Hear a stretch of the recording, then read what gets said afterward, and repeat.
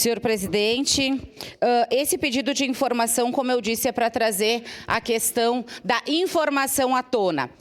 E eu acredito que é muito importante isso, as pessoas de casa saberem com o que está sendo gasto e de que maneira está sendo gasto. Como eu disse, eu sou formada em comunicação e acredito que o vereador Daniel Santos trouxe a essa casa foi uma fala dele, não foi distorcida, foi exatamente o que eu fiz. Coloquei exatamente a fala dele. Eu acho que ele faz um desserviço enquanto líder de governo nessa casa. Em vez de convergir, ele acaba sempre tentando minar uma informação. Ele disse que foi uma ideia dele a questão da postagem do vídeo. E somente isso foi colocado na rede social. Se tanto se incomodou de ser colocado a fala na íntegra, eu não distorci absolutamente nada dentro da minha rede social. E como ele disse, foi dentro da minha rede social. E se ele acredita que no caso de eu colocar um vídeo contra ele, a gente pare de se cumprimentar dentro da Câmara de Vereadores ou em outros lugares,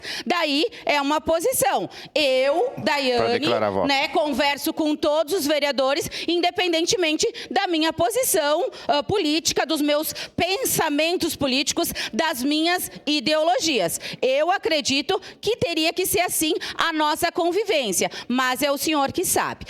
Votarei sim ao pedido de informação. Era isso, senhor presidente. Obrigada.